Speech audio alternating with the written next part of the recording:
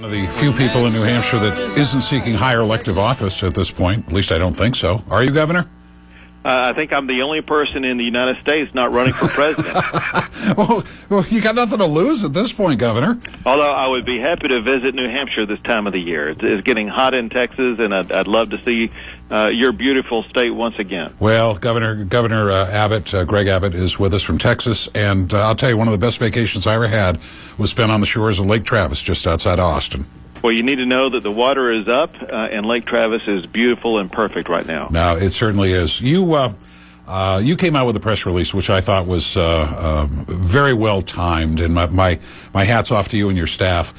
You issued a statement on New Hampshire Governor Maggie Hassan's decision to veto the state budget last week, and we're still in the throes of that. We have a 6-month continuing resolution right now to keep the state afloat while we try to figure out what to do. But you said, hey, Texas is wide open. We did, and we're trying to sell Texas across the country. I want to make 2 points here. First, your audience needs to know the backdrop here, and that is Texas has been known as a great place for doing business before this recent legislative session, which we just concluded. But after this legislative session, I'm now able to go across the country and tell employers and businesses that Texas now has no personal income tax, no corporate income tax, and we just cut our business franchise tax by 25%, and we cut property taxes in the state of Texas because we understand that when we let people and businesses keep more of their own money, they can do a better job of spending that money, and businesses will go out and hire more employees.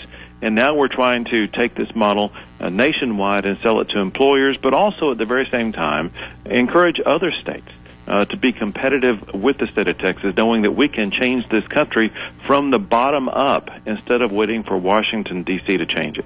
How receptive are states to your message? Well, some states push back. But you see other states respond immediately. The easiest example is what we saw come from Connecticut just a month ago, when Connecticut increased their taxes on their job creators, and immediately Jeff Immelt from General Electric said he was looking at other states. And I immediately wrote a letter to General Electric saying, come to Texas. And then immediately Connecticut began to backtrack on their tax increase, and they're reconsidering it now. And so if we can see other states follow in the footsteps of the economic freedom that Texas is promoting across this country, I think the country is going to be an even better place. One of the lowest overall tax burdens in the nation, no corporate income tax, no individual income tax, no property tax at the state level, and you cut the business franchise tax by 25%. Right, and before all of that, Texas was in the top 10 best states for the lowest tax burden. When the new studies come out, we may be close to the top 5 states in the nation for the lowest tax burden. And so we are a welcoming environment for employers. And frankly, I'll be going to New Hampshire. I'll be going to states across the country asking for businesses to relocate to the great state of Texas, where it's far easier and more economical to do business. Now, when you say come to Texas, are you talking a specific area, like Odessa, Midland, or are you talking Amarillo or Houston or Dallas, or just come to Texas, period?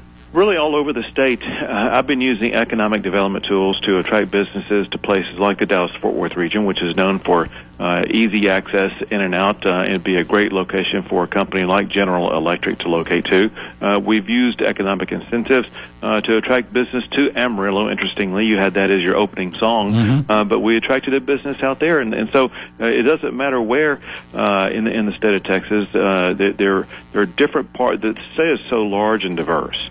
Different regions can be better for different businesses depending on the type of business. Just had a friend of mine go to Midland. He's working with one of the oil concerns out there. Well, you know, and for your listeners, the Midland is known as the heart of what's known as the Permian Basin, which is one of the largest oil fields still in the United States. We have multiple oil fields, but the good thing about Texas is that a lot of people, let's say from New Hampshire, may think, well, Texas is just an oil-producing state. Well, that was decades ago. Oil production is actually a small fraction of our overall economic engine in the state of Texas. We have a very diversified economy, ranging from financial industry to manufacturing to medical, you name it. And so it doesn't matter what industry or economic sector you are involved in, Texas has a place for you. Well, Governor, it looks like you're doing it right, and you've got an economic message that I would think would be receptive to a lot of people around the country. Well, it is, especially when you couple it with this. Think about this. While we were doing our tax cuts, we were also investing far more, maybe than ever before, in building roads, improving our infrastructure, also investing far more in higher education, ensuring that we're going to have the educated workforce for the future. So we're advancing education, we're building infrastructure, and we are cutting taxes all at the very same time, while at the same time keeping more than $10 billion in our rainy day fund and leaving $4 billion on the table so we can be able to deal with any kind of economic challenges that may arise by, who knows, let's say Greece goes bankrupt. We will be able to deal with whatever challenges arise so that any business that relocates here knows that our balance sheet is solid, our future is solid, and our tax incentives are incomparable. You sure you don't want to run for president, right? I have the best job in the country, and that is governor of the great state of Texas. Well, Governor, if you do come to New Hampshire, coffee's on me. We'd love to have you in the studio and expand on this. I know you have to run, but really appreciate the time. And if you'd like some more information, TexasWideOpenForBusiness.com is the website.